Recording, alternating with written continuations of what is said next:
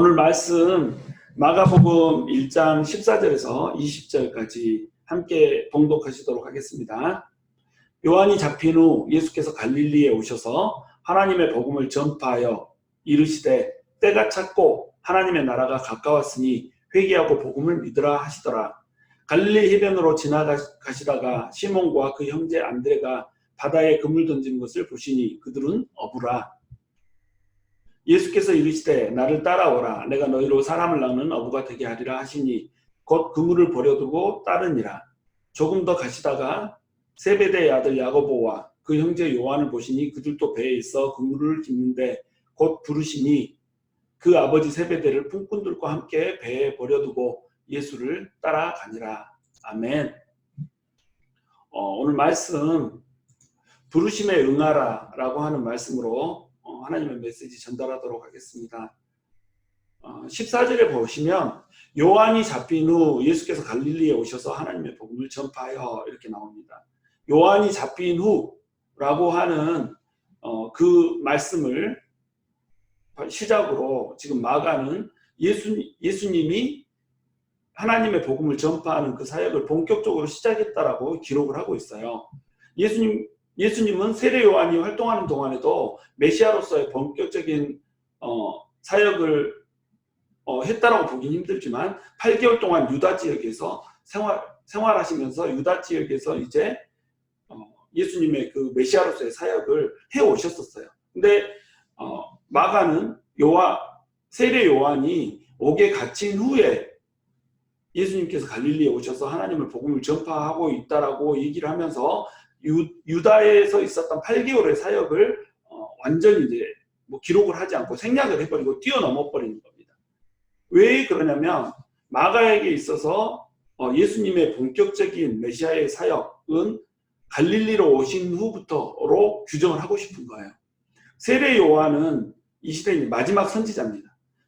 마지막 선지자, 다시 얘기해서 구약 시대의 마지막 선지자이기 때문에 세례 요한이 존재했던 그 시대까지는 구약이라는 거예요. 구약 시대라는 거죠. 구약 시대는 유대교의 시대잖아요. 그러니까 세례 요한까지는 유대교의 전통 가운데서 그리고 유대교의 가르침 가운데서 살던 시대고, 세례 요한이 회개의 세례를 베풀므로 인해서 죄사함의 세례를 베풀므로 인해서 유대교인들을 이제 새로운 종교인 그리스도교로 이전을 시키는 이런 과도기적인 단계로 이제 구분을 했단 말이죠. 그러니까 세례 요한의 시대까지는 구약의 시대고 이제 유대교의 시대고, 새로운 시대인 예수 그리스도의 시대, 그 시대가 이제 세례 요한 이후에 펼쳐진다라고 하는 이 개념을 마가는 가지고 있는 거예요. 그래서 세례 요한의 그 옥에 갇히는 그 시점으로부터 하나님 예수님께서 복음을 전하는 새로운 사역이 시작되고 있다라고 이제 얘기를 하는 겁니다. 헤로드 왕이 그 시대를 다스리고 있었잖아요. 그 시대에 헤로드 왕이 다스리고 있었는데 이 헤로드 왕한테는 이복 동생이 있었어요. 그 사람의 이름이 빌립이죠. 이복 동생 빌립의 아내인 헤로디아하고 결혼을 해버린 거죠. 헤로디아라고 하는 여자는 야망이 굉장히 강한 여자였잖아요. 그래서 빌립의 아내로 있었지만 이 빌립이 왕이 아니잖아요. 빌립은 왕이 아니었고 헤롯 왕, 다시 해서 빌립의 형이 왕이었기 때문에 왕의 아내가 돼서 그렇게 왕비로서 살아가고 싶었던 겁니다. 그러니까 남편을 버리고 그냥 헤롯 왕과 결혼을 해버린 거죠. 이게 유대인들한테는 그렇게 범죄 행위였단 말이죠. 옳지 않은 행위였단 말이죠. 그러나 헤롯이 왕이었기 때문에 아무도 얘기하지 못하는 것을 지금 세례 요한이 이것에 대해서 반기를 들고 이것이 잘못됐다라고 담대하게 얘기를 하다가 이제 결국 체포가 되는 이런 장면입니다. 바로 이 시점을, 이 사건을 세례 요한이 사역이 끝나고 예수님의 새 시대가 오는 전환점으로 마가는 이제 바라봤던 거예요. 그래서 예수님은 갈릴리에서 사역하기 전에 이미 유대에서 8개월의 사역을 했지만 마가가 이 사역을 생략하고 기록을 하고 있다. 그래서 마가복음에는 성전을 청결하게 만든 사건, 뒤집어 엎고 막 이렇게 하잖아요. 그 다음에 니고데모하고 대화한 사건, 사마리아 여인과 대화한 사건, 이런 이렇게 중심적인 사건들이 빠져 있는 겁니다. 세례 요한이 투옥된 후 갈릴리에서 행해진 그런 사역들을 예수님의 사역의 시발점으로 놓고 거기서부터 새로운 시대가 이제 열린다라고 하는 것, 다시 얘기해서 하나님의 복음의 시대가 이제 열린다라고 하는 것을 쫙 선을 긋고 출발을 하고 싶었던 겁니다. 마가복음 1장 1절에서 맨 처음 시작할 때 어떻게 시작하죠? 하나님의 아들 예수 그리스도 복음의 시작이라 이렇게 시작하잖아요. 그러니까 복음의 시작, 하나님의 복음이 시작되는 그 시점, 거기서부터 이제 본격적으로 마가는 기록을 하겠다는 이런 의도를 가지고 있는 거죠. 그래서 예수님께서 이제 갈릴리에 오셔서 하나님의 복음을 전파하기 시작합니다.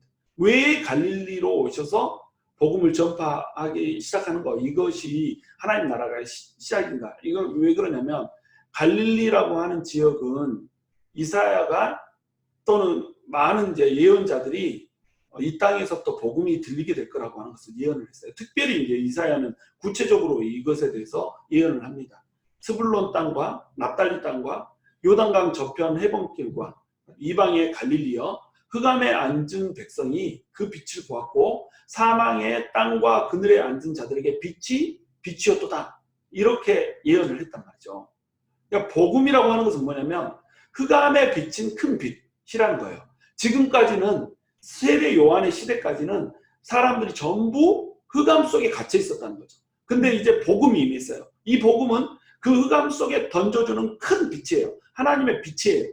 사람들은 세례 요한의 시대까지 사망의 땅과 그늘에 앉아있는 자들이었어요. 죽음의 땅, 죽음의 그늘에 앉아서 어둠 가운데서 흑암 가운데서 살아가고 있는 이들에게 하나님의 복음이 왔으니 그 복음은 바로 빛이라는 거죠. 그래서 복음이 되는 겁니다. 복음되는 이유는 흑암 가운데 있고 사망 가운데 있고 사망의 그늘에 앉아있는 그들에게 빛이 임한 거라는 거예요. 세례 요한의 투옥 후에 예수 그리스도는 이 복음을 전파하고 있다라고 하는 것을 마가가 기록하면서 이제 마가는 무슨 말을 하고 싶냐면 흑암에 비친 그 큰 빛이 드디어 시작되기 시작했다 이겁니다. 그 시작이 왜 시작됐냐? 때가 찼기 때문에 시작했다는 거예요. 그래서 15절에 보면 때가 찼고 하나님의 복음을 전파한다라고 얘기하면서 뭐라고 시작하냐면 15절에 때가 찼고 이렇게 얘기를 하고 있는 겁니다. 때가 찼다. 이 말이 굉장히 중요한데 헬라어로 이 때라고 표현된 이 표현은 카이로스예요. 시간에는 두 가지의 시간이 있습니다. 하나는 크로노스라는 시간이 있고 또 하나는 카이로스의 시간이 있어요. 크로노스의 시간은 어떤 시간이냐면 그냥 흘러가는 시간입니다. 이 시간에 어떤 중요한 쟁점이나 또는 어떤 포인트나 이런 게 없어요. 그저 흘러가요.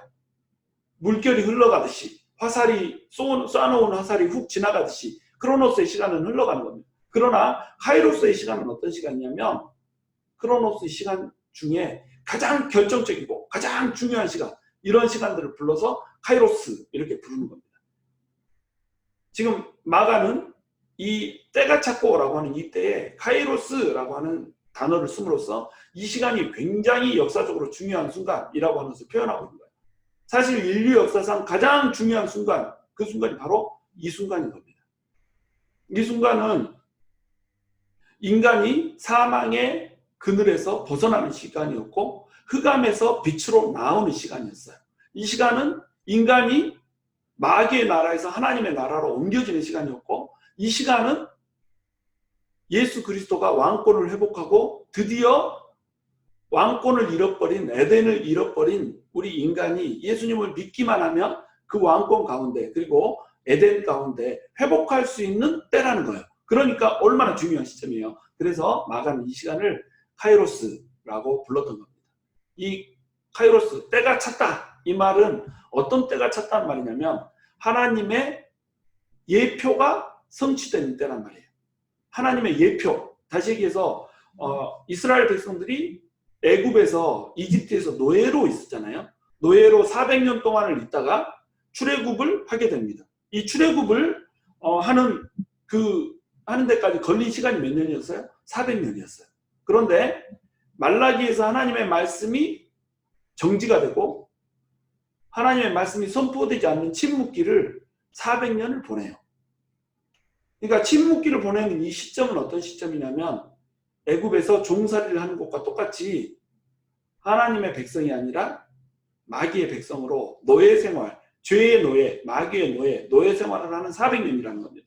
이것이 예표라는 거예요. 심볼이라는 거죠. 출애굽 때 보여준 400년이라고 하는 구속의 예표, 상징, 이것이 구약 시대 이후에, 말라기 이후에 400년 동안 예수님께서 오시기 전 그 시점까지 하나님의 말씀이 선포되지 않은 암흑을 상징한다는 겁니다. 이제 그 400년이 끝났어요. 그러니까 400년이 끝나고 그 침묵을 깨고 흑암을 깨고 어둠을 깨고 사망을 깨고 예수님의 메시지가 팍 전파되는 그 예표가 성취되는 때라는 겁니다. 또한 이 시대는 하나님의 예언이 성취되는 때였어요. 때가 찼고, 이 말은 하나님의 예언이 드디어 성취될 때가 됐다는 말이에요. 많은 선지자들을 통해서 예수님이 오셔서 구원을 이루실 것이다 라고 하는 것이 선포되었었어요. 특별히 다니엘서를 통해서는 그 시점이 명확히 제시되었습니다.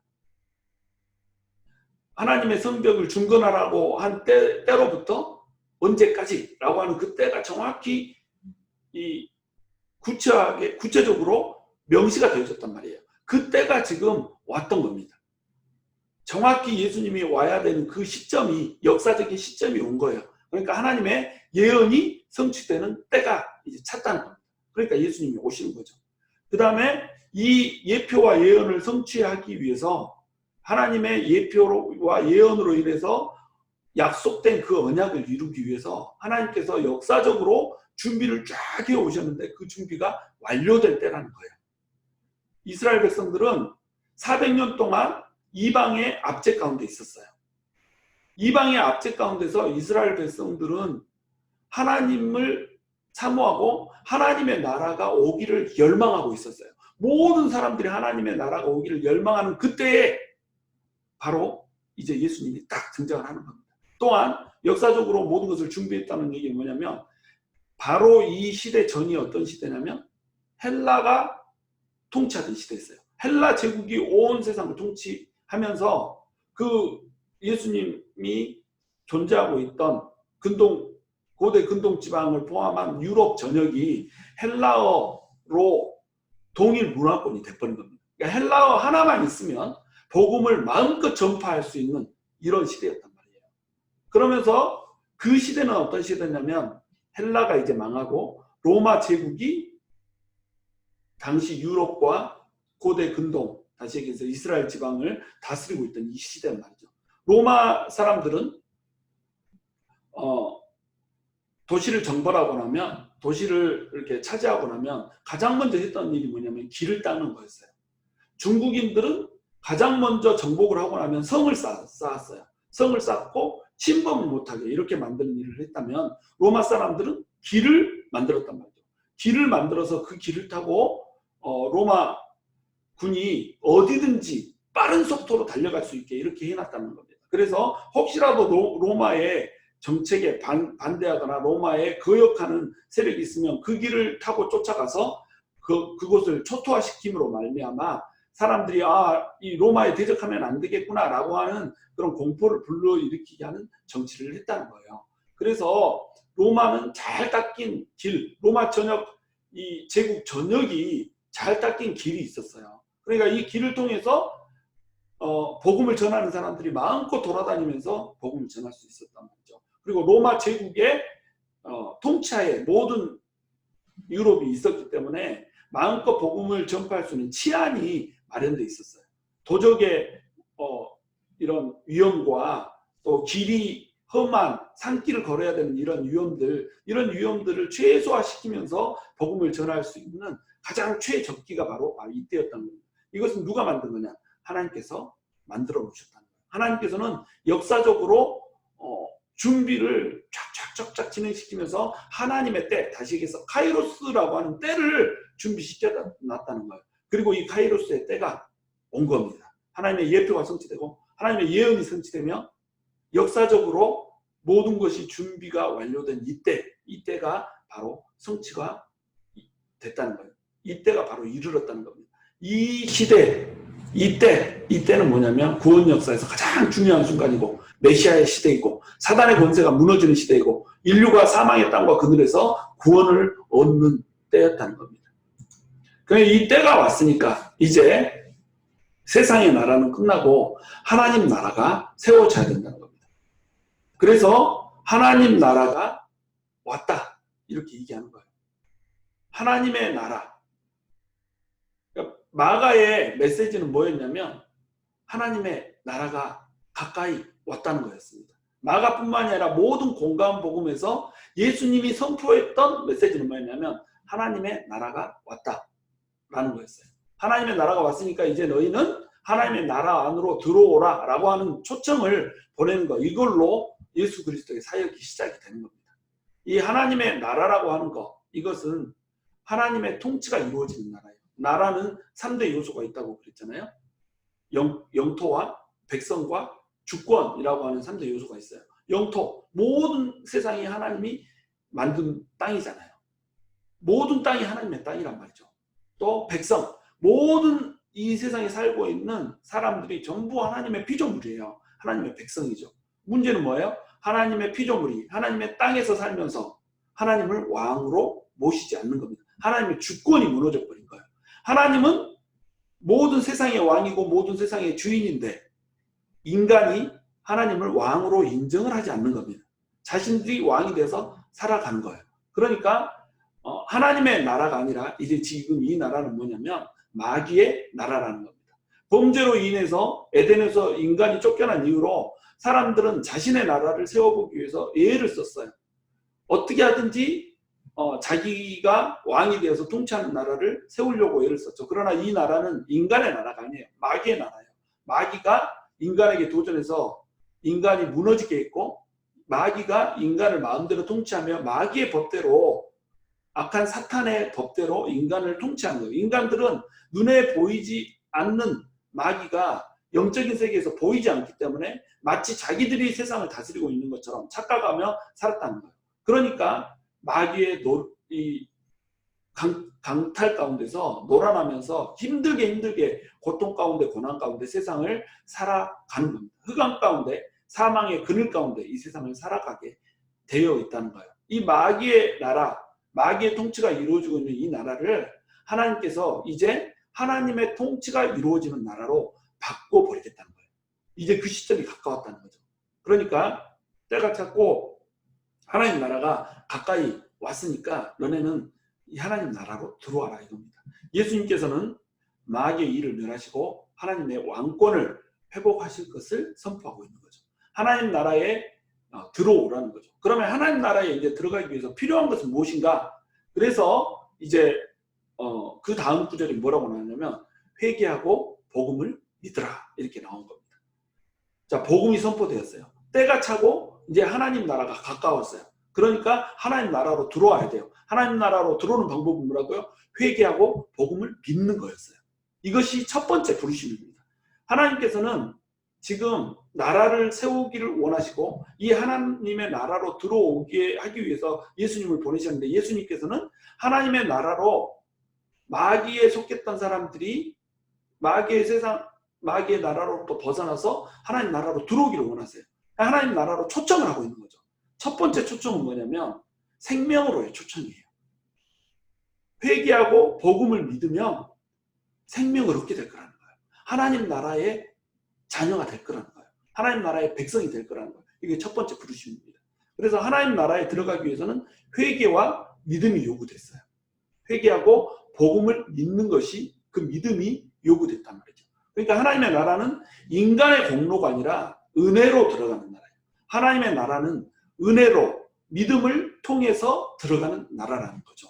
구원은 우리 인간의 공로와 인간의 의로 이루는 것이 아니라 하나님의 은혜로 이루는 겁니다. 그런데 무엇을 통해서? 믿음을 통해서 이루는 거예요. 하나님께서는 은혜를 통해서 전적으로 인간의 공로를 쫙 빼버리고 하나님의 공로로만 인간의 의의를 쫙 빼버리고 예수님의 의로만 구원을 얻게 하셨단 말이에요. 그 구원은 뭘로 주어져요? 은혜로. 은혜란 말은 뭐예요? 공짜란 말이죠. 공짜로 주어졌어요. 이 공짜를 뭘로 취해요? 공짜인데 이걸 안 받으면 뭐 의미가 없잖아요.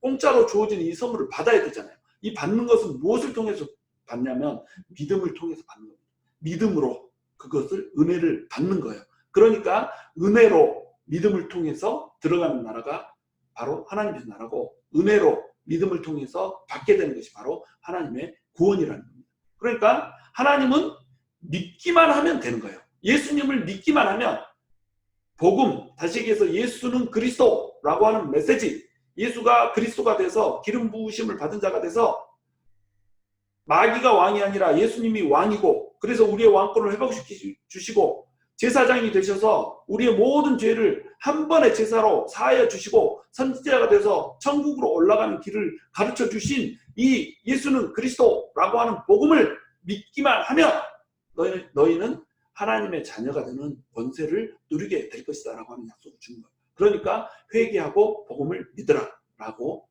말씀을 선포하고 있는 겁니다. 하나님의 나라는요, 인간의 힘으로 얻어지는 나라가 아니에요. 또한 하나님의 나라를 사는 법칙은 인간의 힘으로 사는 게 아니에요. 하나님의 나라에 들어온 사람은 이제 성령의 힘으로 살아갈 수가 있게 돼요. 유대인들은 오랫동안 메시아 왕국을 고대해 왔어요. 유대인들은 자기들 스스로 하나님의 백성이라고 생각을 했잖아요. 근데 하나님의 백성이라고 생각을 했는데 하나님의 백성이 이방인들에게 계속 짓밟히는 거예요.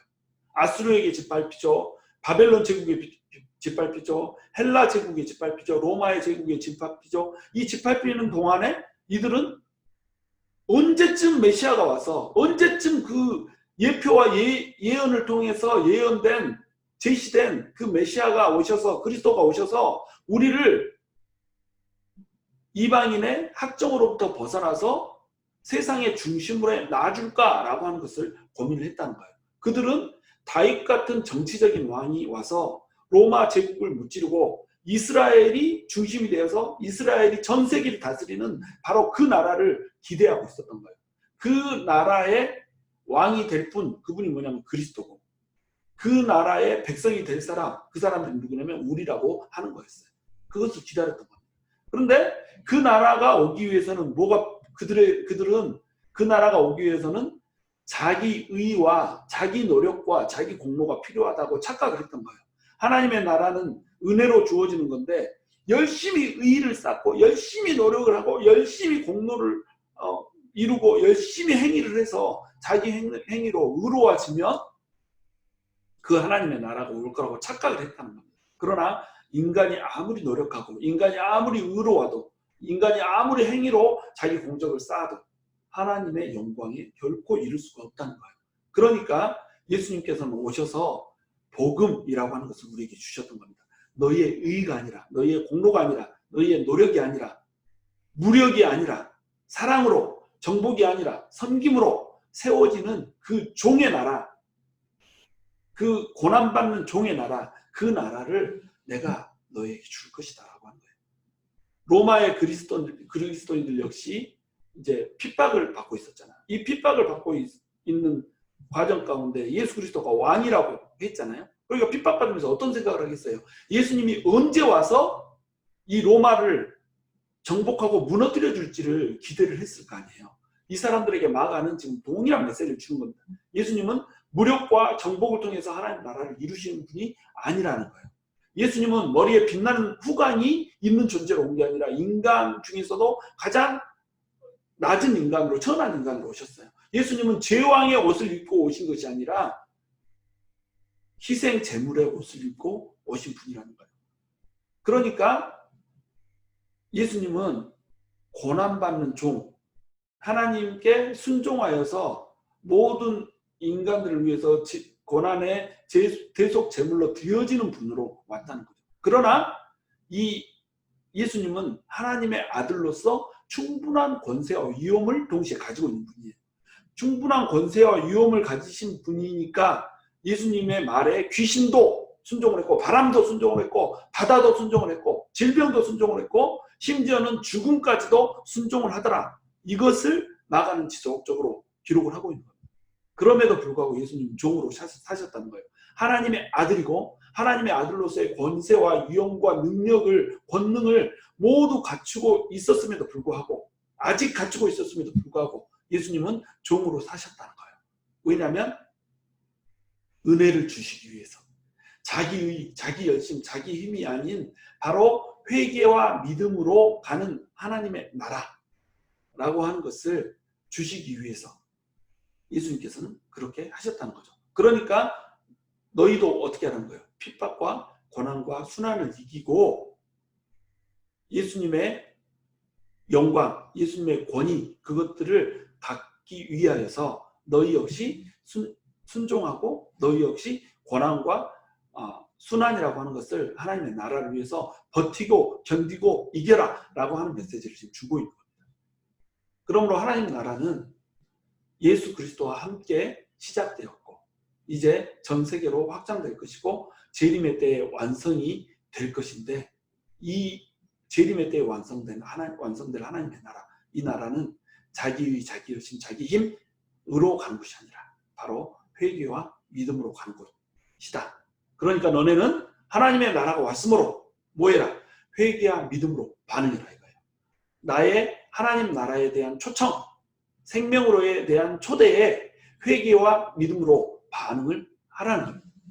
그래서 첫 번째 메시지가 뭐예요? 회개하라라고 하는 거예요.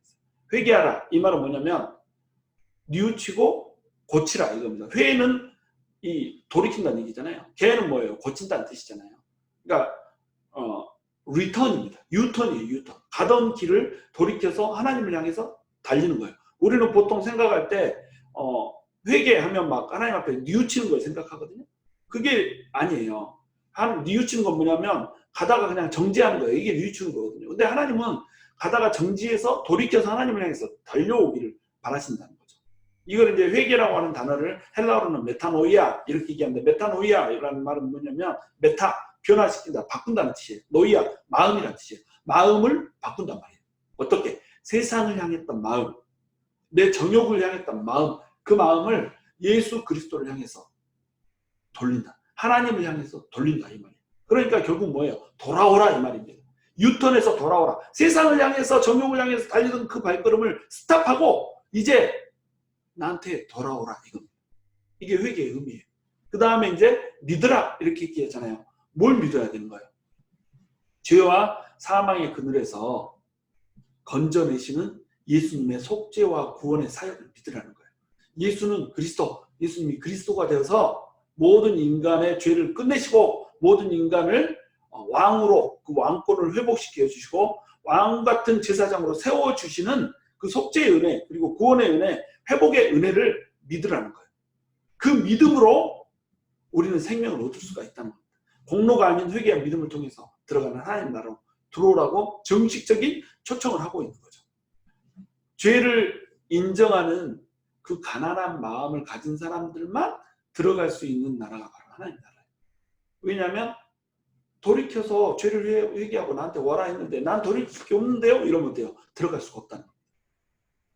죄로 인해서 내 죄 때문에 너무나 고통스러워요. 나는 이 죄로 인해서 나의 마음을 정말로 슬퍼하지 않을 수가 없습니다. 내 마음이 너무나도 괴롭습니다. 내 죄를 어떻게 해결할 길이 없습니다. 라고 하는 애통해하는 그 마음을 가진 사람들에게 하나님께서 긍휼을 베푸시고 긍휼히 여기셔서 은혜를 베푸신다는 거예요. 그러니까 그런 사람들만, 마음이 가난하고 마음을 자기 죄를 애통해 할 줄 아는 사람들만 하나님 나라로 들어올 수 있다는 말이에요. 왜냐하면 그런 사람들만 회개할 수 있기 때문에, 그런 사람들만 하나님께서 주신 은혜를 믿음으로 받을 수 있기 때문에. 그러므로 회개하고 믿는 사람은 누구든지 하나님 나라에 이제 들어올 수가 있는 겁니다. 하나님 나라는 의롭다라고 자기를 드러내는 사람은 들어갈 수 없어요. 나는 착하게 살았는데요. 나는 그래도 다른 사람한테 피해 입히지 않고 살았는데요. 나는 내 의의를 포기할 수가 없는데요. 내가 다른 사람보다 훨씬 착하잖아요. 그러나 하나님보다 착하지 않다는 겁니다. 하나님의 영광에 이를 의의가 아니라는 거예요. 그러니까 내가 의롭다고 생각하는 사람은 하나님 나라에 들어갈 수 있다고 없다는 거예요. 내가 죄인이라고 인정하는 사람만 들어갈 수 있다는 겁니다. 지금 하나님께서는 죄인들을 생명으로 초청하고 있는 거예요. 그 초청에 응하는 죄인은 하나님 나라에 들어갈 것이고, 그 초청에 응하지 않는 의인들은, 자칭 의인들은 하나님 나라에 들어가지 못할 거라는 겁니다. 그래서 하나님께서는 예수님을 통해 예비하신 그 의, 예수님의 의로, 예수님의 의로 내가 의로워졌다라고 하는 것을 믿는 사람만 들어갈 수 있게 하나님 나라를 만드셨다는 거예요. 하나님 나라에서는 인간의 법이 아닌 하나님의 법을 따라야 되잖아요. 하나님의 법이 통치하잖아요. 하나님의 법은 뭐냐면 너네는 다 죄인이야. 너네는 하나님 나라 백성이 될 수 없어. 그러나 내가 법 하나를 세운다. 모든 사람이 죄를 범하면 죽어야 되는데 그것이 율법이야. 근데 내가 법 하나를 세워. 이게 어떤 법이냐면 생명의 성령의 법이야. 나를 믿기만 하면, 내가 보내준 예수 그리스도를 믿기만 하면 너네는 모든 죄를 속함 받고 이제 하나님 나라 백성이 될 수 있어. 이게 하나님 나라의 법이었어요. 하나님이 예수 그리스도를 통해서 우리에게 주신 성령의 생명의 법이었단 말이죠. 이 법을 따르는 사람은, 이 법에 접촉되기를 즐거워하는 사람 모두 구원을 얻게 된다라고 하는 메시지를 주고 있는 겁니다. 그러니까 이 생명으로의 초대에 응해라 이거예요. 응하는 사람은 전부 구원을 받게 될 겁니다. 근데 이제 하나님께서는 생명으로의 초대, 생명으로의 부르심 말고 또 한 가지 부르심을 주세요. 마가복음에서는 이것을 두 번째 이제 부르심으로 제자들을 부르는 장면을 쫙 기록을 해놔요. 이게 뭐냐면 사명으로의 초대입니다. 생명으로 부르심을 받았다면 이제는 뭘로 부름을 받아야 된다고요? 사명으로 부르심을 받아야 된다는 거예요. 이 사명으로의 부르심은 어떤 부르심이냐면 아직 생명을 얻지 못한 수많은 사람들을 그 생명으로 초대하는 일을 감당하는 부르심이에요. 그 일을 담당하는 부르심으로 하나님께서 초대를 하신다는 겁니다.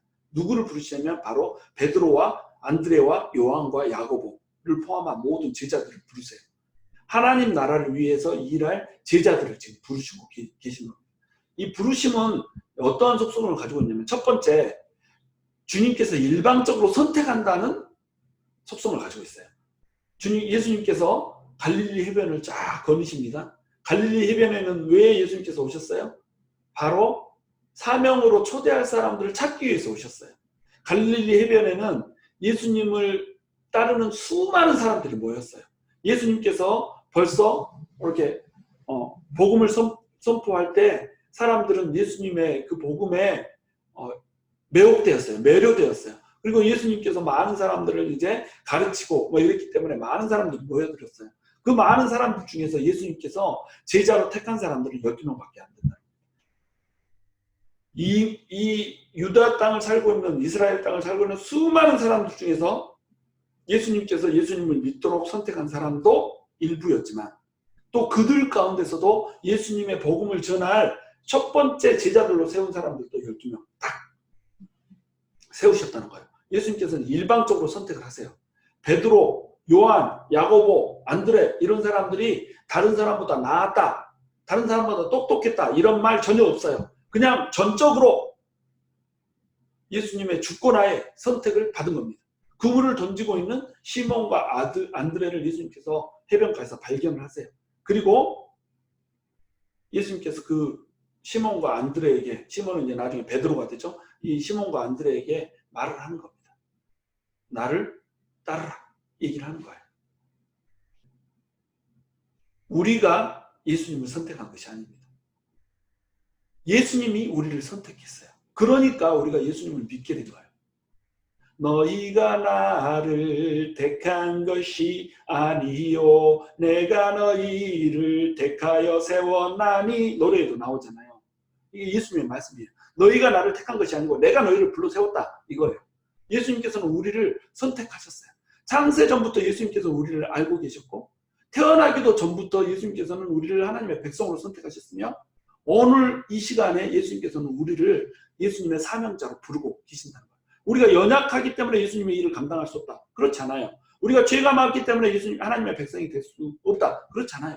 예수님께서 일방적으로 우리를 부르셔버렸다는 거예요. 예수님의 선택 가운데 우리를 부르셨다는 거예요. 예수님의 부르심에는, 하나님의 부르심에는 실수가 없어요.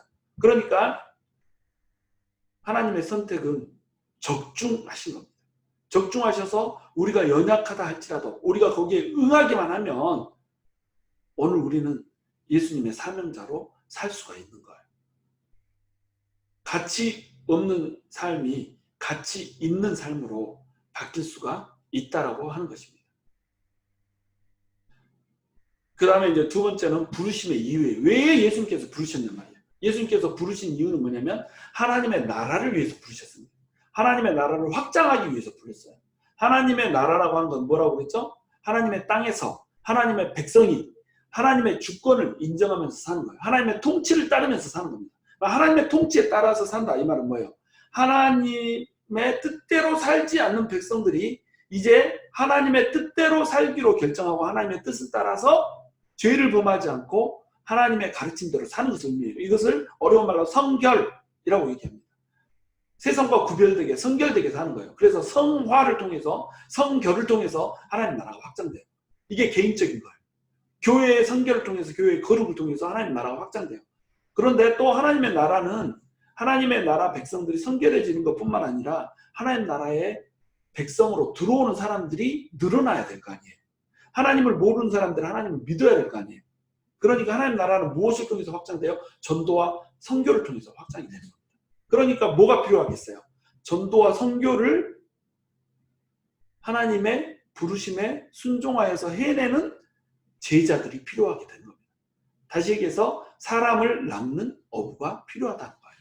그래서 예수님께서 이 시몬과 안드레를 찾아가셔서 내가 너희로 물고기를 낚는 어부가 아니라 사람을 낚는 어부가 되게 하겠다라고 하는 약속을 주는 거예요. 시몬과 안드레는 물고기를 잡던 어부였어요. 요한과 야고보도 물고기를 잡던 어부였어요. 그런데 물고기를 잡던 어부가 더 이상 이제 물고기를 잡지 않고 뭘 잡게 하겠다는 거예요? 영혼들을 잡게 하겠다는 겁니다. 사람들을 잡게 하겠다는 거예요. 물고기 전문가에서 복음을 전하는 영혼 잡는 전문가로 바꾸겠다는 거예요. 예수님께서는 지금도 우리를 부르고 계세요. 하나님의 나라 확장을 위해서, 하나님의 영광의 회복을 위해서, 하나님의 의를 위해서 지금도 여전히 그 제자들을 찾고 계세요. 지금도 하나님의 나라의 일꾼들을 누가 일꾼이 될지를 애타게 찾고 계신단 말이에요. 어떤 사람은 풀타임 사역자로 일할 거예요. 어떤 사람을 생업에 종사하면서 일할 거예요. 이 사람들은 물고기 전문가였지만 예수님께서 물고기 전문가에게 말하시는 말씀 봐보세요. 너희가 이제 물고기를 잡지 않고 사람을 낚는 어부가 될 거다. 어부가 어부로 됐잖아요. 어부인데 어부예요. 근데 뭐가 바뀌어요? 물고기를 잡던 어부가 사람을 잡는 어부로 바꾸게 하겠단 말이죠. 하나님께서는 지금도 세상 나라의 사업가와 경영인이 아니라 하나님 나라의 사업가와 경영인을 찾으세요. 세상 나라의 교사와 선생이 아니라 하나님 나라의 교사와 선생을 찾으세요. 세상 나라의 그 육적인 아비가 아니라 영적인 아비와 영혼들을 사랑하는 어미를 찾으세요. 우리는 생계를 위해서 돈이란 일을 해야 되지만 하나님의 부르심에 응하는 순간에 우리는 더 이상 이제 세상 나라를 사랑하는 사람이 아니라 하나님의 나라를 살아가는 그런 사람이 된다는 거예요. 부르심에 응하기만 하면 물고기를 잡던 비린내 나던 인생에서 이제 사람을 잡는 가치 있는 인생으로 바뀌게 된다는 거죠.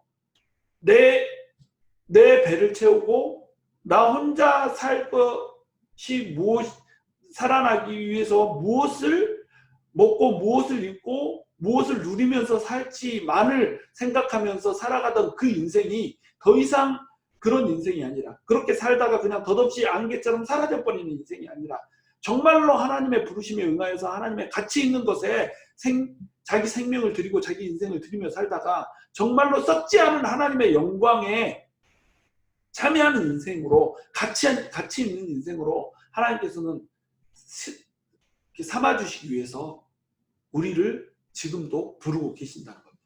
그러니까 우리는 이제 어떻게 해야 되겠어요? 이 부르심에, 사명의 부르심에 응해야 된다는 거죠.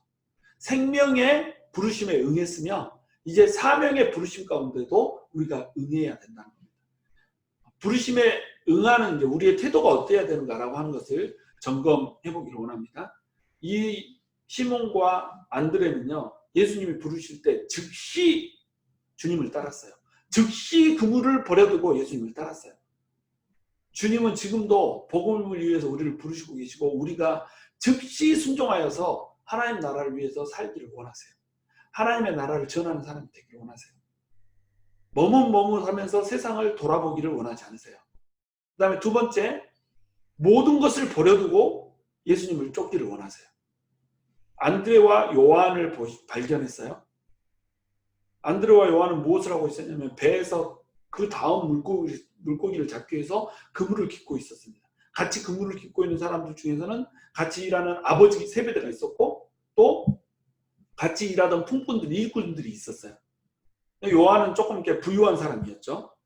그 집에 이렇게 일꾼 품삯을 주고 부리는 일꾼들도 있고 이랬으니까 약간 부요함이 있었고 또 물고기를 잡아서 판매하는 것이 뭐 천한 일은 아니었어요. 이렇게 굉장히 돈을 많이 모을 수 있는 이런 일을 할 수 있는 직업이었단 말이죠. 그냥 가진 것이 많은 사람이었죠. 그런데 부친과 일꾼들을, 그물을, 배를, 자기가 가진 모든 것을 버려두고 즉시 예수님을 따른 겁니다.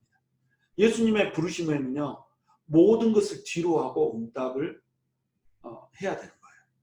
즉각적으로 응해야 되고 모든 것을 뒤로 한 채 응해야 되는 거예요. 한 제자가 묻습니다. 예수님께 부치를 장사하고 내가 주님을 따르겠습니다. 예수님을 따르겠습니다. 우리 아버지가 돌아가셨습니다. 장사 지내고 예수님을 따르겠어요. 이렇게 얘기합니다. 그랬더니 예수님께서 뭐라고 그러세요? 죽은 사람들로 죽은 사람을 장사하게 하고 너는 나를 따르라. 죽은 사람들이란 뭐예요? 죽은 사람이 어떻게 죽은 사람을 장사할 수 있어요? 여기서 첫 번째 죽은 사람이라고 하는 말은 뭐냐면 아직 예수님의 복음을 받지 못한 사람이에요. 복음을 받지 못했기 때문에 이 사람들은 어떤 사람이에요? 생명으로의 초대에 응하지 않은 사람이에요. 생명으로의 초대에 응하지 않았기 때문에 이 사람들은 뭐예요? 아직 죽은 사람들이라는 겁니다. 이 죽은 사람들이 죽은 사람을 장사하게 내버려 두라는 거예요. 그리고 생명을 얻은 너는 나를 따르라는 거예요. 그러면 예수님은 너네 부모들을 다 버리라 뭐 이런 얘기를 지금 하고 계시는 건가요? 그게 아니에요.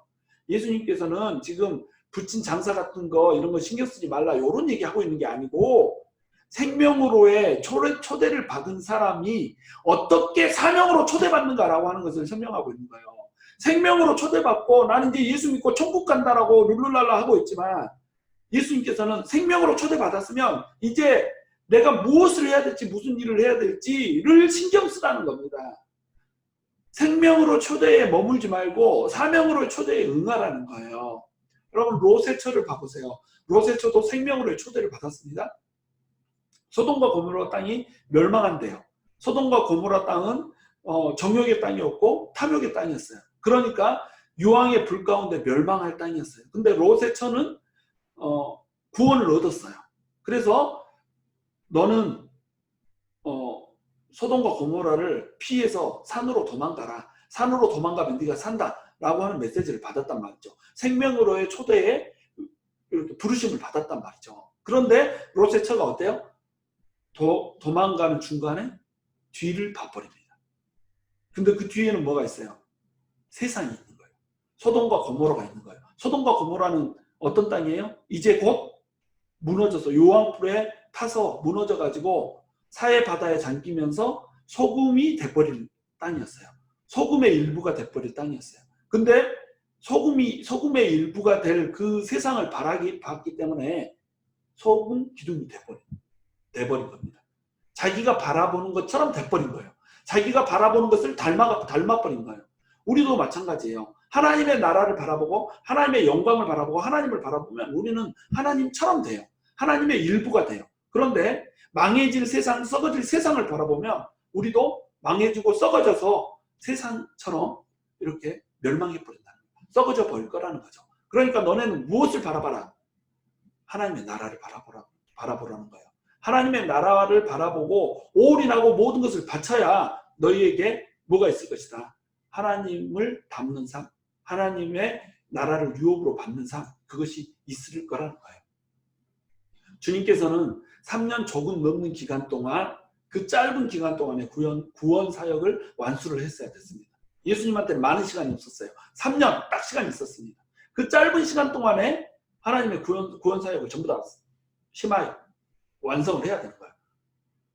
그러니까 어떤 사람만 필요했겠어요?